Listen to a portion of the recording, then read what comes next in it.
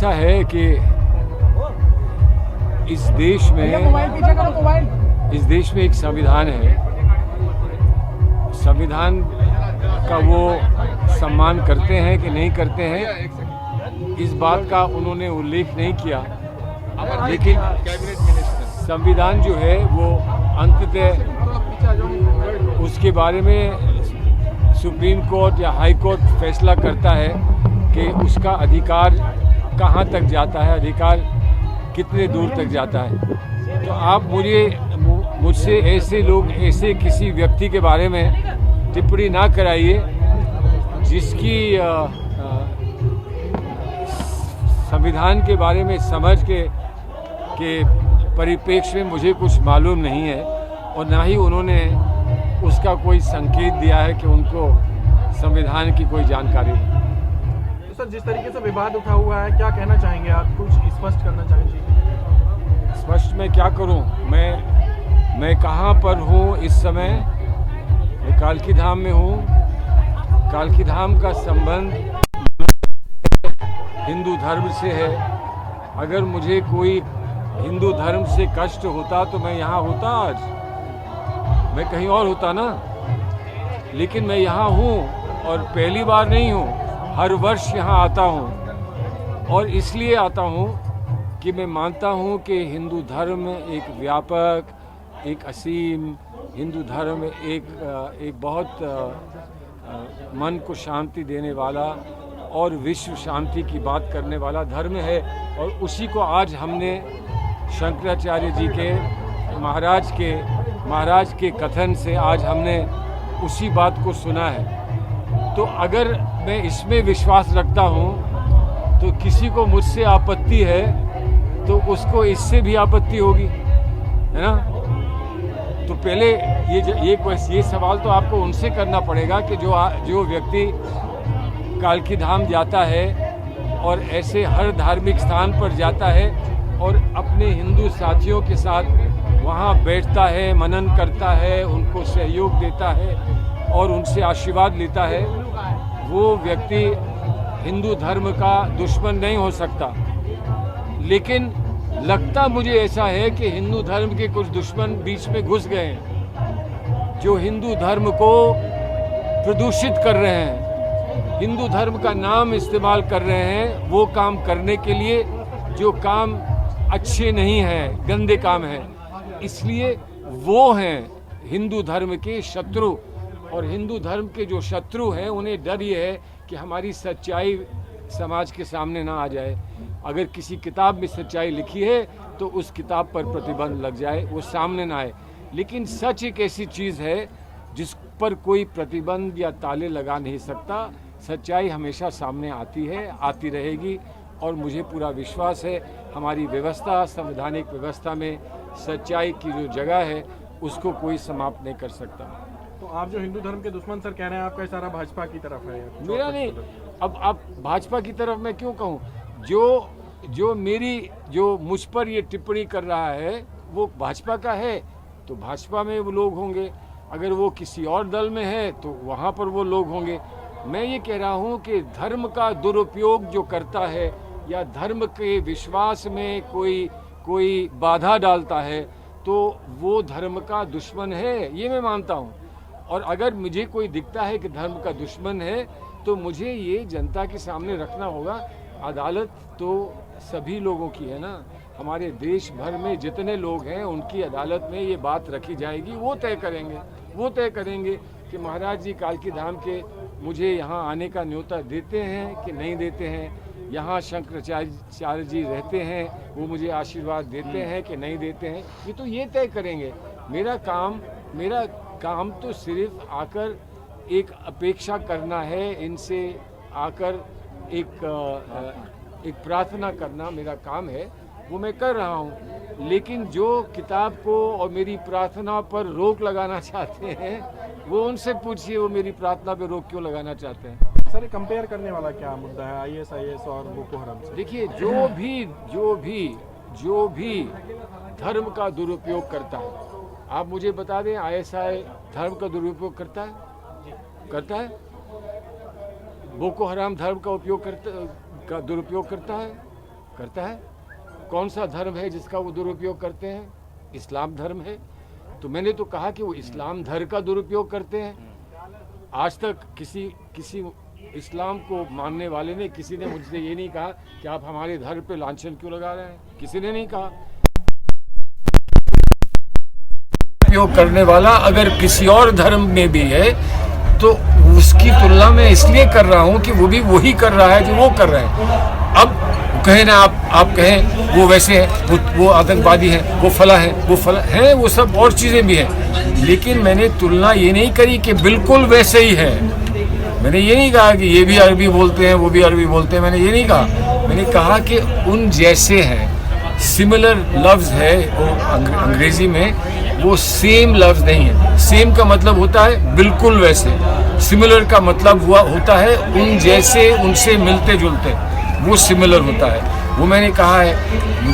मुझे खेद है कि मैंने इसको अंग्रेज़ी में लिखा। बेचारे अंग्रेज़ी में थोड़े से कमज़ोर लगते हैं और अगर नहीं समझ में आ रहे हैं तो अनुवाद करा रहे हैं। सर, इसी में पेज नंबर 113 पे आपने वर्णन किया है भगवा आसमान। किसका? भगवा आसमान। भगवा आत्मा? आसमान। आसमान। भगवा आसमान के बारे में आपने उसमें वर्णन। भगवा आसमान? जी। भगवा आसमान, क्या आसमान भगवा नहीं हो सकता? उसमें विरोधी चुटकियां ले रहे हैं। नहीं, क्या चुटकियां ले रहे हैं? भगवा आसमान नहीं हो सकता। सूर्योदय पे भगवा आसमान, सूर्योदय पे भगवा आसमान नहीं होता। किताब का नाम क्या है? किताब का नाम क्या है? Sunrise over Ayodhya. Sunrise over Ayodhya. मैंने अंधेरा नहीं अयोध्या में कहा, सनसेट नहीं कहा, सनराइज कहा। सनराइज आप मानते हैं सूर्योदय को तो हिंदू धर्म में पूजा जाता है ना। तो फिर जब मैंने कहा कि वहाँ पूजा करने की कोई बात उत्पन्न हुई है तो उस पर आपको कैसे आपत्ति हो सकती है? तो यही मैं कह रहा हूँ, हिंदू धर्म का अपमान मत करो। मैं समझता हूँ कि हिंदू धर्म बड़ा महत्वपूर्ण धर्म है और हमारी आस्था है, आस्था से जुड़ा है और हम उसका सम्मान करते हैं। तुम क्यों नहीं चाहते हो कि कोई उसका सम्मान करे? दूसरे धर्म के लोग भी हिंदू धर्म का सम्मान करें। ये भारत की प्रथा है, ये भारत की परंपरा है। वो नहीं चाहते हैं कि कोई और हिंदू धर्म का सम्मान करे। ऐसे कौन से लोग हैं? वो कैसे लोग हैं? सर, बीजेपी की सांसद प्रज्ञा ठाकुर का एक वीडियो सामने आया है। वो कह रहे हैं कि सुबह की अजान से जो है नींद में जो खलल पड़ता है, बीपी बढ़ जाता है और संतों की जो साधना है वो जो खलल मतलब खराब हो जाती है। इसका जवाब मैं देता हूँ। सर एक सेकंड मैं देता हूँ। साध्वी प्रज्ञा मानसिक रूप से दिवालिया हो चुकी है, पागल है। उनको मानसिक रूप से उनका इलाज होना चाहिए। मैं भारत के लोकसभा के स्पीकर से निवेदन करना चाहता हूँ, प्रधानमंत्री जी से निवेदन करना चाहता हूँ। साध्वी प्रज्ञा जी के बयानों पर प्रधानमंत्री खुद खेद व्यक्त कर चुके हैं और दुख उनको होता है। तो ऐसी सांसद के बयानों पर प्रतिक्रिया देना मुझे लगता है उचित नहीं है। हमारे बीच में राजस्थान के गृह मंत्री मौजूद है। एक सेकंड, राजस्थान में इंट्रोड्यूस करा दूं। राजस्थान के हमारे भजन लाल जाटव जी उपस्थित। मतलब कांग्रेस की क्या स्थिति देख रहे हैं आप 2022 में? देखिए, हमें एक बड़ा उज्ज्वल नेतृत्व प्राप्त हुआ उत्तर प्रदेश में। उत्तर प्रदेश में बहुत समय से हमारे कार्यकर्ता कुछ निराश से हो रहे थे।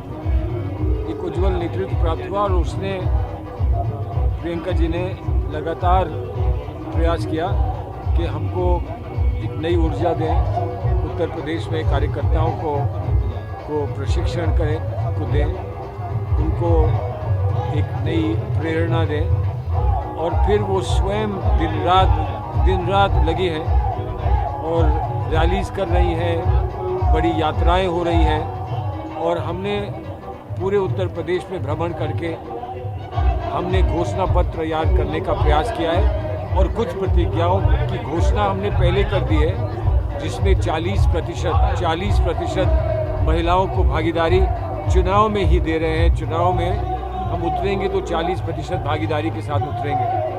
तो इन सब से उत्साहवर्धन हुआ है। बहुत एक नए उत्साह के साथ कांग्रेस का कार्यकर्ता जुटा है और हम समझते हैं कि इसका अवश्य दूरगामी एक प्रभाव चुनाव में देखने को मिलेगा। सर, ये तो प्रियंका जी ने कहा कि 40% हिस्सेदारी महिलाओं को देंगे, लेकिन ये देखने में आ रहा है प्रैक्टिकली कि कांग्रेस के पास टिकट की डिमांड ही नहीं हो रही है। महिला कार्यकर्ता ऐसा नहीं है। मुझे मालूम है ना कि टिकट की डिमांड है कि नहीं। हमारा दिन रात एक एक बड़ी समस्या है कि इतने लोग मांग रहे हैं टिकट, इतने लोग मांग रहे हैं कि कहना असंभव है। तो टिकट मांगने वालों की कमी नहीं होगी।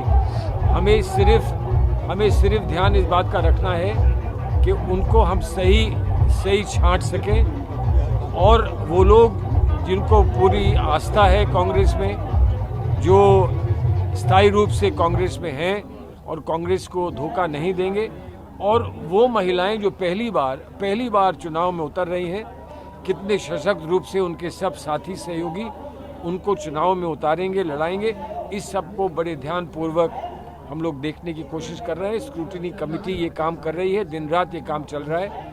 हम आपको एक बहुत अच्छा प्रदर्शन करके दिखाएंगे चुनाव में। सर, चुनाव आते ही जो है, जिस तरीके से चुनाव हुआ, जिन्ना का एक यहाँ पे विवाद छिड़ा हुआ है। जिन्ना को लेके अखिलेश यादव ने, गृह मंत्री खुद कह रहे हैं कि वो जैम लेके आए हैं, जन आधार, वो जो भी लेके आए, गृह मंत्री जो भी लेकर आए और अखिलेश जी जो भी लेकर आएंगे, ये तो प्रश्न आपको उनसे पूछने हैं। हमसे तो आप सिर्फ वो प्रश्न पूछ सकते हैं जो हम लेकर आ रहे हैं। हम 40% महिलाओं की भागीदारी लेकर आ रहे हैं, आप उस पर सवाल पूछिए, आपने पूछा भी। हमने प्रतिज्ञाएं की हैं, उन प्रतिज्ञाओं में हम किसान, बेरोजगार, महिला और जो कोविड के पीड़ित हैं उनके लिए कुछ करने जा रहे हैं। जो लोग वहाँ पर जिनकी स्वास्थ्य की समस्याएं हैं उनको 10 लाख का निःशुल्क इलाज देने की बात कर रहे हैं। वहाँ पर जो रोज़गार की कमी है वो रोज़गार पूरा देने की हम बात कर रहे हैं। तो हमसे जो संभव है, एक अच्छी व्यवस्था बनाने के लिए, एक अच्छी सरकार चलाने के लिए, वो हम जनता के सामने रख रहे हैं। आप उस पर हमसे सवाल पूछेंगे, हम जवाब देंगे। दूसरे किसको ला रहे हैं, जिन्ना को ला रहे हैं, तो क्यों ला रहे हैं? जिन्ना पाकिस्तान चले गए थे, अब वो वापस यूपी क्यों आ रहे हैं? ये तो प्रश्न आप उनसे पूछें जो उन्हें ला रहा है। नमस्कार, मैं हूं मानक गुप्ता। अगर आपको हमारा ये वीडियो पसंद आया हो तो इसे लाइक और शेयर जरूर करें, और हां, हमें सब्सक्राइब और फॉलो करना ना भूलें ताकि आप देश और दुनिया की कोई खबर मिस ना करें। तो जुड़े रहिए हमारे साथ और देखते रहिए News 24।